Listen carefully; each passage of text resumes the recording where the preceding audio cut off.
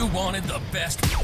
You've got the best podcast, the hottest podcast in the world.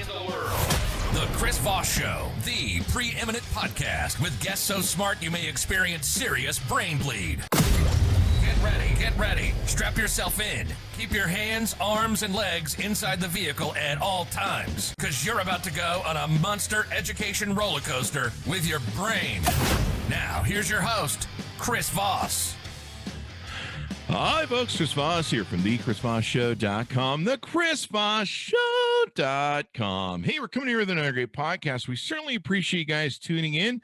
Thanks for being here. We certainly appreciate you. Take and go to see the video version of this awesome interview that we're going to be having with an incredible author on youtube.com/Chris Voss. Hit that bell notification so you get all the notifications of everything that we're doing there, and it will be freaking awesome for you. Also, go to goodreads.com/Chris Voss. You can see all the books we're reading and reviewing over there as well. You can, of course, find the Chris Voss Show on Instagram, Facebook, LinkedIn. There's tons of groups and everything over there. Just go find them, search them, and you'll see us there. We got a great author that's on the show today, Samit, and he has his new book that's coming out on March 23rd, 2021. You'll be able to order up, Future Proofing You: 12 Truths for Creating Opportunity, Maximizing Wealth, and Controlling Your Destiny in an Uncertain World. Jay is an international best-selling author. He's a dynamic entrepreneur and entrepreneur who widely is recognized as one of the world's leading experts on disruption and innovation. He's described by Wired magazine as having the coolest job in the industry. He raises hundreds of millions of dollars for startups, advises Fortune 500 firms, transforms entire industries, revamps government institutions, and for 3 decades continues to be at the forefront of global trends. Welcome to the show, Jay. How are you, my friend? Good to talk to you again, Chris. Great to have you on the show, and it's been just wild. I've known you since, well, you first followed me on my Twitter accounts in 2015, and since then you've done some amazing things on your website. Give us your plug so people can find you on the interwebs. So you can find me at jsamit.com, JAYSAMIT, and there you can get free workbooks for any of my books, and you can follow me on Twitter, Facebook, LinkedIn. Easy to find. There you go. So give us this book that you have coming out in March. Give us an idea of what motivated you want to write the book. So if you've ever thought of writing a book, I highly suggest doing it. It's probably the most positive experience of my life. When you're a CEO with hundreds of thousands of employees, your inbox is, I hate you, here's a problem. There are everyday's problems. When you write a book that makes people wealthy, changes their lives, builds their confidence, I've heard from people in 140 countries. I kid you not. It's had a life of its own with Disrupt You. It's coming out this year in Urdu and Icelandic and Polish. I mean, it continues to spread. And mixed in with all those great emails, occasionally I'd hear, usually it was a millennial, that would email me that the book's motivational, but I could never do it. And this ate at me. Why was I not reaching these people? I'm only doing this to help. I'm not selling masterminds. I'm not selling anything. So I decided to put my reputation on the line, and I was going to take one young man who grew up on welfare, was homeless, and mentor him one day a week for a year and see if I could steer him and help him to go from that to self-made millionaire. Now, let me tell you the ground rules in the Future Proofing You experiment. I gave him no capital. I introduced him to no context. And I didn't tell him what business to do. A good mentor points you in a direction, but doesn't tell you what to see.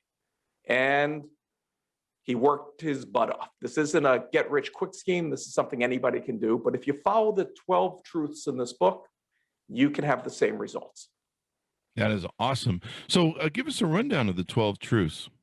So the first one's the most important one, and I know you talk about this all the time, and that is having a growth mindset. If you think you can or you think you can't, you're right. So if you start off with this positive way of looking at the world, it lights up your synaptic nerves, it releases endorphins, and it puts you in a mindset to see that all the obstacles in your life are actually just opportunities in disguise. Entrepreneurs don't sell things. What they do is solve problems. So if you solve for 1 million people, you become a millionaire. Solve for 1 billion, you change the world. And so that's the first one. Now, how do you leverage those obstacles? That's the second truth. I mean, these are common sense. Nothing that you're going to read here is physics, okay?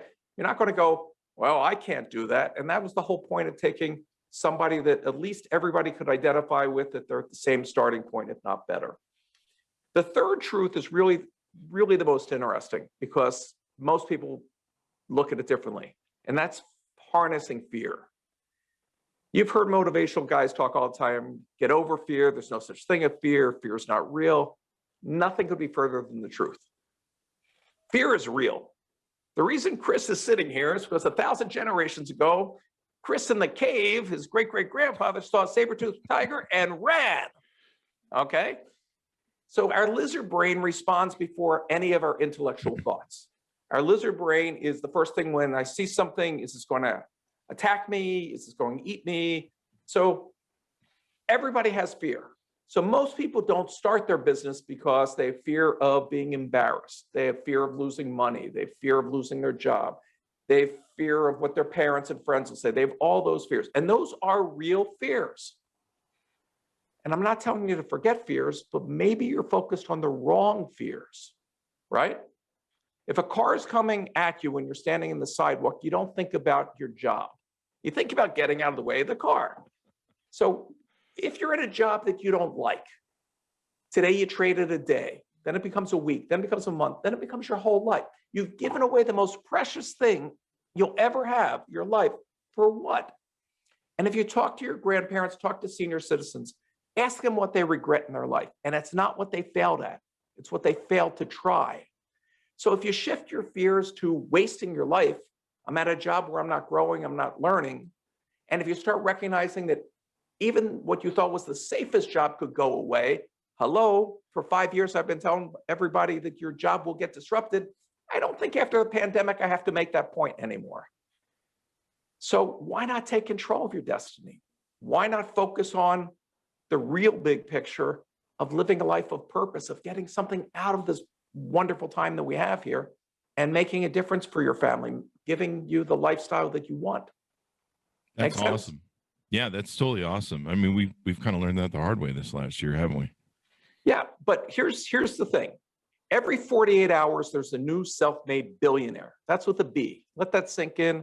Chris, you're a slacker. I won't ask you what you did the last 2 days, but you wouldn't be talking to me if you had $1 billion week, okay? So let's look at the pandemic. It was just short of $1 billion. I know, yeah. You're working at it, and I'm a believer. Couple dollars. During the pandemic, the 150 wealthiest Americans doubled their net value, not their income for the year, their total wealth. They doubled it in 1 year. The bottom 140 million Americans are fighting over 1% of the assets. So what are those people doing differently? And Chris, you've known me long enough. I grew up working class. If you would have told me that dozens of friends would become billionaires, I would have wanted to know what you're smoking and asked you to share, okay? But I've seen it happen. I've seen these people that are now household names that I've worked with again and again before they had money. What are they doing differently? And here's, if you don't have time to read the book, here's all you need to know. You need two things to be successful: insight and perseverance. I can teach you how to have insight, and I can teach you how to take your perseverance and turn it into passion. Everything else can be hired. Everything else someone else can do for you. You don't need capital. There's no gatekeeper stopping you. You don't have to live in a major city. You don't have to live in the US. You don't have to live in a first world country. I've seen it happen again and again, and it is teachable. And that's pretty powerful when it comes down to it. I mean, a lot of people, they throw up a lot of excuses, and they're like, well, I have to have this, or I have to have that, or I have to have this, or I have to have that. And you've broken down to a very simple principle. Yeah, well, excuses will always be there, right? And haters will always be there. And I've yet to find a hater doing better than me. So you'll realize that these are people that whatever. And when I'm not talking politics, but I'm talking the same topic. When I saw what happened at Congress at the beginning of the year, when I saw people doing that, what I saw was a whole mass of people feeling left out, left behind, fighting over leftovers, okay? Mm-hmm. And rather than take anger and blame, Why not take that same amount of energy to make a difference, right? To solve a problem, to build wealth. The people that are stirring them up figured out how to make money off of those people, right? Yeah, I would. that's a great point. I would have been the guy selling T-shirts, right? But there's always a way. And so from the examples that I give in the book of the people that I've done, I've taught this at when I sold one of my companies and I didn't want to run another company and I was trying to find ways to give back. I went and taught this at the largest engineering school in the country. And first semester, I had 2 students that did $150 million. Now you drop out of school and that gets me in trouble with the institution, which makes a fortune off the kids, but I don't think they needed a degree. So I break down in this book, having a higher IQ doesn't translate to greater wealth in life. Tons of studies have been done. Having a 4-year college degree no longer translates to being wealthy. So let's start taking those off the tick list of why you're not achieving. Here's the one fact that you do know. Mark Zuckerberg and Bill Gates have the same 24 hours in a day that you do. Jack Ma, who created Alibaba, a real inspiration. I've known him longer than you. He started Alibaba, and what he didn't want anybody to know, not only did he not know anything about computers or software or any of that, he didn't actually own a computer. He'd been turned down for a job at Kentucky Fried Chicken 3 times. Oh my gosh, wow. Okay. And now he's one of the 5 richest men on the planet. So that perseverance, anything that you own, anything that you see, anything you've learned in history was done by somebody that was stubborn. They didn't give up. That's amazing. I should go get turned down some more by Kentucky Fried Chicken. Clearly, that's clearly the pathway. I can see that. Hey, now. The guy who created WhatsApp applied for a job at Facebook, didn't get it. Spent a year creating his little app, and then the next year sold it for $17 billion. That's the other thing a lot of people don't understand, where money comes from. So let's talk about that for a second. And that's one of the things I teach in the book. In school, they teach you a lot of useless stuff. I don't know why, I don't know who came up with it, but the purpose was for you to have enough education to be a soldier or work in a factory. It wasn't to think for your own. So in 4th grade, you were taught hey, Chris, if I buy a banana for $1 and I sell it to you for $2, that's how I make $1. Now that is actually true, but that's called zero-sum game. It means the only way I make $1 is by taking your dollar. And if you have that approach to money, then he got the raise, I didn't. You got money, I don't. These people are taking our jobs. This country's taking our job. Robots, everybody's out to get you. It's a dog-eat-dog, miserable experience. Now, let me tell you how most people that have $1 billion made their money. Chris, I'm starting a new company. Okay, I'll sell you 10% for $10,000. Say, okay. Do I now have $10,000? No, I now have $100,000. $10,000 in cash and $90,000 in equity. And I can use that equity to hire people, to buy things, to trade. That's how Jeff Bezos could lose money year after year after year with Amazon and come out a decade later of losing money as the richest man in the world. Most millionaires didn't make a profit. Let that sink in. Why would big companies buy these money-losing things? Why are these startups valued at $1 billion? I get that question all the time. Mm-hmm. I'll give you some more truths that they don't teach you, okay? I've been a public company CEO. When you're a public company CEO, you constantly say, I'm thinking about the shareholders, I'm thinking about the customers, I'm thinking about the employees. I'll let you in a little secret. Public CEOs don't get paid that much. They have a huge incentive plan that if the stock hits XYZ, they get obscene amounts of money. So Chris, if I gave you the choice of having your little salary and thinking about other people, or if in the next 16 weeks you can move the needle on the stock, you get 10, 20, $100 million, what are you going to be thinking about? Okay. So now let me translate that to policy. So the life expectancy of a public CEO is the same as a piece of brie cheese. It's got an expiration date on it the day it's hired, and it starts stinking after a couple of years and the board gets rid of you. So you're thinking about that incentive. And so if you spend 5 years R&D building a new product, that's 5 years of cost. The next guy gets the profits off. It doesn't help you. So they cut spending, they cut R&D, and they don't do anything. You know what they do? They'd rather overpay for something that's already developed that they can hit this quarter, next quarter, rape and pillage and make their money, and then go into happy retirement land, okay? That's what drives Wall Street. So if you've put the pieces together, here's the other dirty secret nobody tells you. VCs actually hate competition. So if you start something like Uber, good idea, a couple guys thinking about it, and you give them $1 billion of operating capital, who's going to fund their competition? No one. Because you got to play catch up with the guy with $1 billion. Mm-hmm. So they're constantly creating new monopolies. Google was a search engine. They didn't come up with the cell advertising model. They bought that. They missed the whole mobile revolution. So they bought Android. And they'll continue to buy to maintain as long as they can being on top. So wouldn't you like to do something that those big guys have to buy? You don't have to be an engineer. Yeah. Chris, you've written as much computer code as Steve Jobs. That's true. Steve couldn't write code. Neither can I. Okay, there you go. If you put a gun to my head, I think I can do the parentheses or the greater science. Okay, so he created a $1 trillion company without knowing how to write code, read code, understand code. All right? So can anyone else.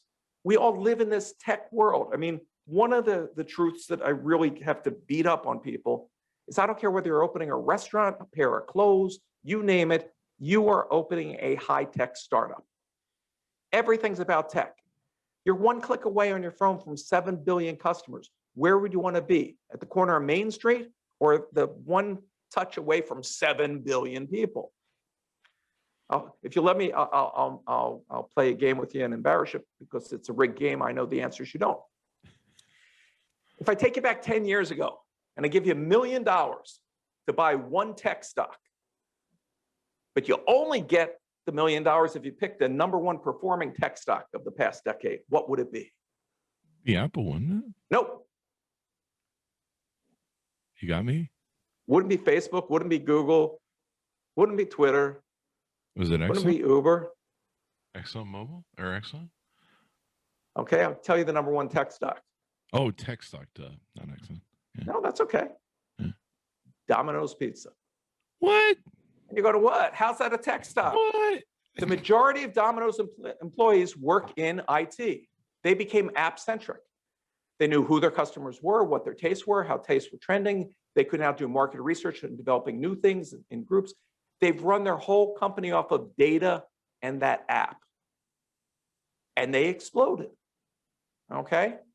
It used to be for a retailer was location, location, location. I'm old enough to remember when I put some of the first stores up and they were shocked that their best-selling store was the one on the web. Huh. And then you had to pull their teeth to say, make an app. I go, why would I do that?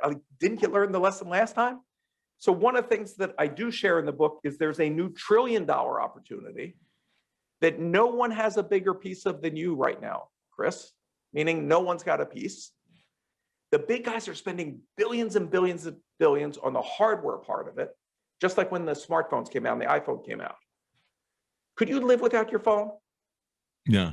No. Could you run your business without your phone? Yeah, that's my business, yeah. Do you think everybody would agree with that statement globally? Yes. Probably. Okay.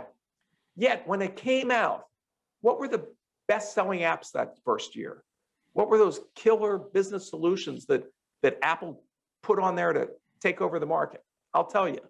There was a fart app was in the top 10. Okay. There's a game with cats. So my point is the big guys put the infrastructure, 5G's out there, the bandwidth, all this stuff, but they're not building the apps. So you can find your one little niche with no competition and fight to defend it and build it. And that's all that I had this young man do. His name's Vin Clancy. Mm-hmm. Like many millennials, and I'm not picking on millennials, I love millennials, but I was trying to reach a new generation. I'm on the wrong side of 50 and I got gray hair, so maybe I don't think the same way. But I have 2 sons that are in that generation. I'm very proud of them. So he said to himself, I understand the social media stuff. I could be good at doing social media for people. Just like 40 million other experts that reach out to you on LinkedIn every single day, right? We do social media. Well, when you're a guy from welfare, you're not suddenly going to sign up Coca-Cola and Ford Motor as your clients, okay?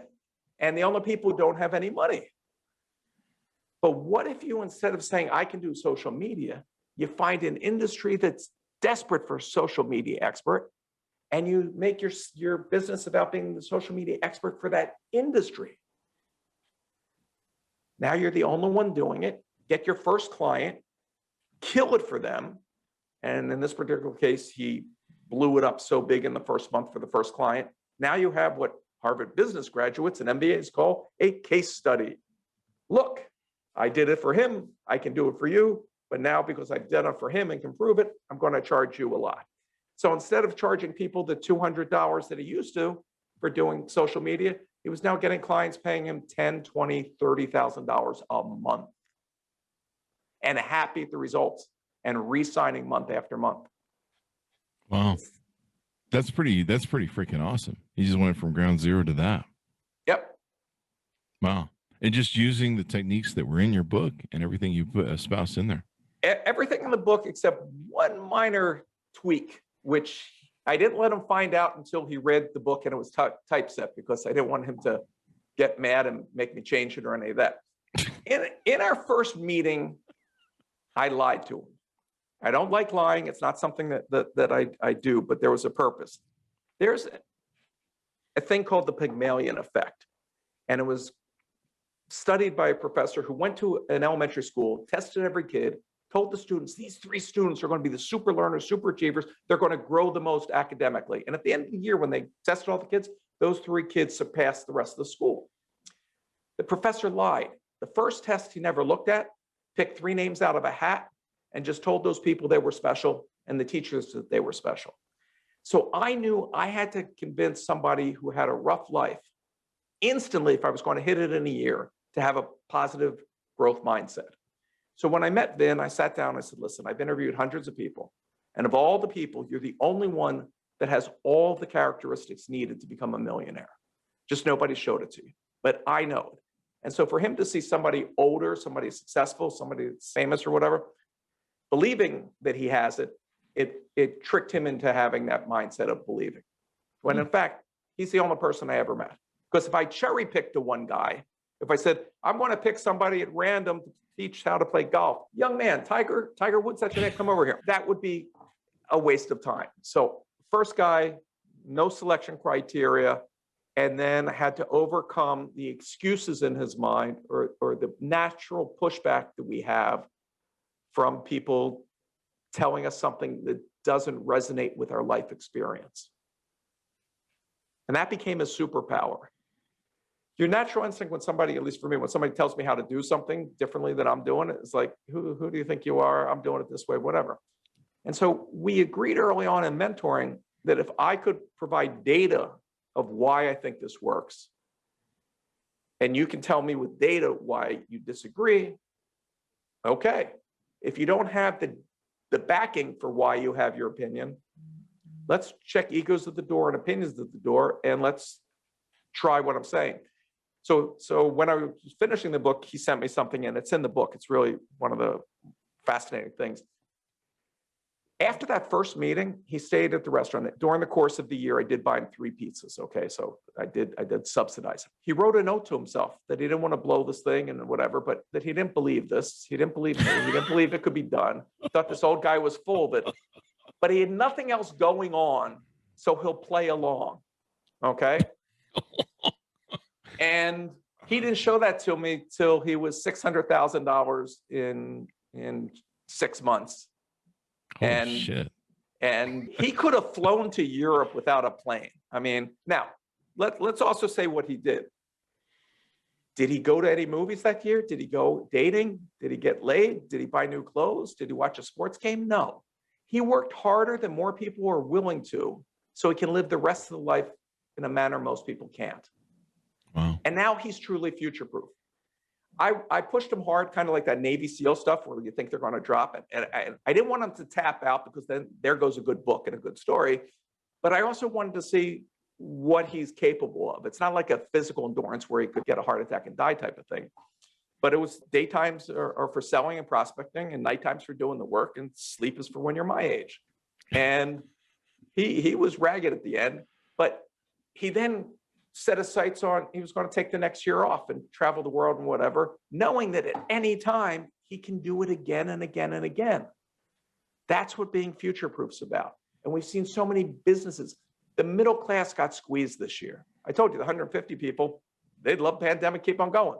They're printing money like the homeless stripper at Super Bowl party, okay? But the middle class got wiped out. And if you don't have a middle class, you don't have democracy. And the middle class is shrinking globally. And so I've spent the past 5 years traversing the globe, teaching governments how to create entrepreneurial programs, teaching universities. I was so touched. Again, I talk about my readers. I had a school teacher who taught in a tough part of town and said, your book's really inspirational, but the first one, Disrupt You, but it's not aimed for high school kids. Could I adapt it into a book for high school kids and teach entrepreneurship? I said, not only, here's the rights, go do it. She won Teacher of the Year by showing kids that there was a choice between working and say, would you like fries with that or wearing prison clothes, right? And I then did what I can do is I can lean on major companies. I leaned on HP and said, wouldn't it be nice if you printed a bunch of these and put them at every Boys and Girls Club, right? So you can change the world.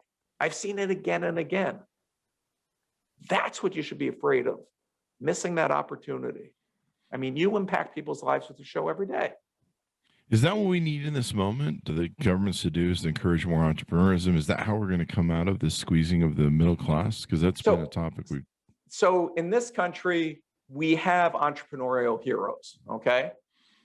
Right? Why did so many poor kids become boxers? Because they saw other poor kids that boxed their way out of poverty, or they saw people shoot hoops out of poverty, okay? We see the Steve Jobs and the Bill Gateses and the Zuckerbergs and all these people that do it in so many different fields. A lot of countries don't even have those role models locally. So that's where you work with government. In Mexico, we started, I'll say it in English because I'm horrible with my Spanish, Emprendedor.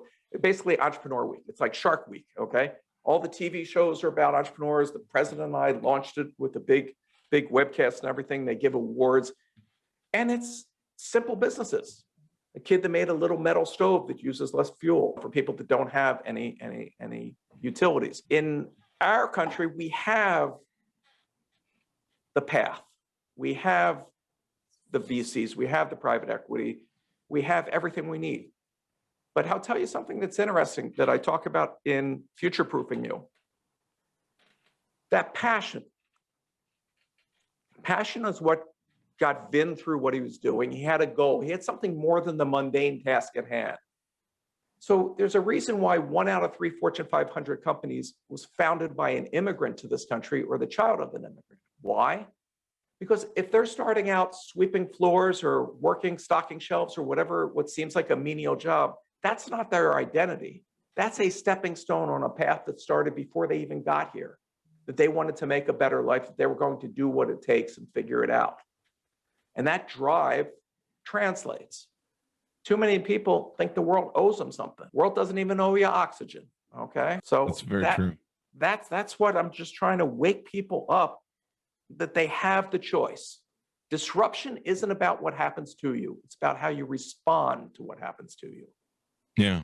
Now, how do you feel about the coaching? I mean, I don't want to bash the industry, but how do you feel about coaching? Because your book, you don't do coaching. You have your book, you set it out and stuff like that. How do you feel about that compared to what's in the book?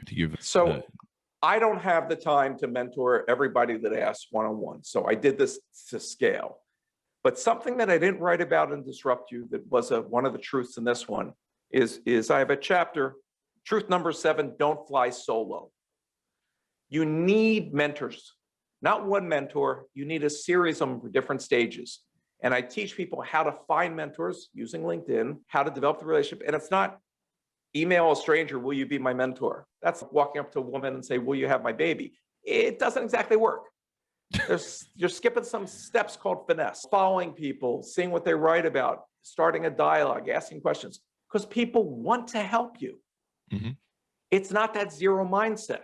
The people that achieved want validation, want to put their knowledge to work. And there's organizations like SCORE and YPO and provide so many of these organizations that focus on this. I went to a entrepreneur organization, EO. I went to keynote their meeting in Portugal a year ago before the pandemic. And I never saw so many people 1,000 people spending their own time and money to go and help others. Because here's a little secret. Money doesn't make you happy. I know miserable billionaires. I could never understand that when I was poor. Like, what do they have to be miserable about? The property value went down on their third house. I mean, I don't know. But many of the ones are third generation that just inherited it and never achieved. But when you solve for others, when you help others, that's where joy and satisfaction comes from. The purpose of life is to live a life of purpose. Whatever your belief set, we all can agree on that. And if you have a perfect life in a perfect world, okay, I'm wrong. If you don't, why not make the world better? Mm-hmm. And so the selfish part of this is if I'm teaching millions of people through my books how to make the world better, who gets the benefit of this better world? Little old me. There you go. I mean, think about it for a second. Aren't you glad that Hollywood has whatever financial system that they have, that somebody's willing to spend $200 million to entertain your butt for 2 hours? Oh, wow, I'm worth a whole lot more than I thought. Wow. I mean, I love that I could live in a world where you could see Star Wars and Jurassic Park and all these types of things. So that's all I'm about. And I've broken it down step by step. I went with Wiley this time as a publisher because they're known for that type of book. And I'm just appreciating your help and how to reach people. Yeah. Anything more we haven't touched on that you want to entice people to go out and buy the book? As I said, there's free workbooks so you can get more out of the book. And you can get the audio book if you're not sick of this voice. I apologize. There's the Kindle version, and just really take it one page at a time. It's not a straight shot. Even with Vin's story, you're going to see midway through, much to our surprise and much to my fear, he got kicked in the gut. I mean, his business went from hero to zero in the blink of an eye. Oh. Nothing that he did. We were talking about this earlier. Company changes the algorithm, stuff changes, right? Mm-hmm. So you wake up one day. But because he had that growth mindset, I was like, this is over, okay? It was a good run. The guy made $500,000, so that's still pretty impressive. He didn't miss a beat. He's okay, I found out that won't work. I got to try something else. I mean, he didn't have a $100,000 month that month. I think he did 96,000 and was beating himself up. Going, that's too bad, yeah. This guy's going to make poorhouse money. He was so focused. So again, Chris, this is what you talk about all the time. And there's a million people claiming things or whatever, but I put it to the test and just doing it to help. I love this, that you ran an experiment and this guy kicked ass. You just did a random one with people that are out there. And it's great. It can really inspire people because there's a lot of people right now. This is a real entrepreneurial time, just like 2008 was, 2009 was. I mean, I had all my companies, 20 years of an empire built, wiped out overnight with the mortgage crash. My mortgage company was my biggest company for almost 20 years. The great innovations came out of 2008, 2009. A lot of the social media stuff like Twitter and everything else came out of it. And so I think what we're going through right now with this pandemic and people being laid off and out of work, there's going to be a whole new mindset of things coming. And I think a lot of VCs that you and I talk to they're getting prepared for the next sort of wave of new innovations. Absolutely. And one of the things to focus on, again, fill a void. I hate competition. On any day, there's somebody smarter than me, better looking, better connected, wealthier. I mean, I hate those people. So if I'm the only one doing it, I have no competition. And by definition, if you're the only one doing it, you're the best in the world that's doing it. So that's why I've always been doing the next new thing. And it served me well because I don't know how I'd be up against everybody else in the world. So why not go where the puck's going to, not where it was? There you go. There you go. How many books do you have, by the way, off the top of your head? So just two. Disrupt You was the first one, and Future Proofing You. The first one's in a boatload of languages. That's just fascinating. That is awesome. I mean, like you don't think, I don't know every culture in the world. I haven't been to before this to as many places. So you don't think that what you're saying translates to Vietnam, where it was number one, or Australia, where it was number one, or Lithuania. But we're all the same. We're adaptable. We are biologically programmed to succeed. Now, that may have been talked out of you by parents and teachers and well-wishers that wanted you not to fail. Well, that was wrong advice. Failing is good. That's how you learn what doesn't work. A baby doesn't stand in the corner one day and go, today I shall walk across the room. They stumble and stumble to get up. When you play a video game, you don't sit down and then get up 4 hours later and finish it. You get as far as you can, you hit an obstacle that kills you. Then you figure that one out and you get to the next obstacle and so on. That's all business is, failing your way to the top. And if you get that mindset that there's no shame in it, no embarrassment in it, that failing is necessary to learn, you don't end up where you started when you fail. You either earn or you learn. So each time you fail, you become more valuable. Any investor would rather invest in somebody who's had a failed business than somebody who's never had one. There you go. There you go. So as we go out, Jay, give us your plugs so people can find you on the interwebs and order up the book.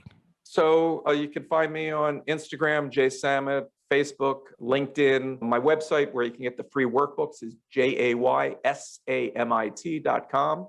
And I look forward to hearing from people. Check out Jay's new book, Future Proofing You, 12 Truths for Creating Opportunity, Maximizing Wealth, Controlling Your Destiny in an Uncertain World by Jay Samit. Definitely order that baby up. Thanks for being on the show with us, Jay. We certainly appreciate it. Thanks for having me, Chris. All right. Thanks so much for tuning in. Go to youtube.com/Chris Voss. Hit that bell notification. Go to goodreads.com/Chris Voss. Also, you can find us on the Chris Voss Show on Facebook, Twitter. Go to, LinkedIn and everything else. We certainly appreciate you guys being here. Stay safe, wear your mask. We'll see you guys next time.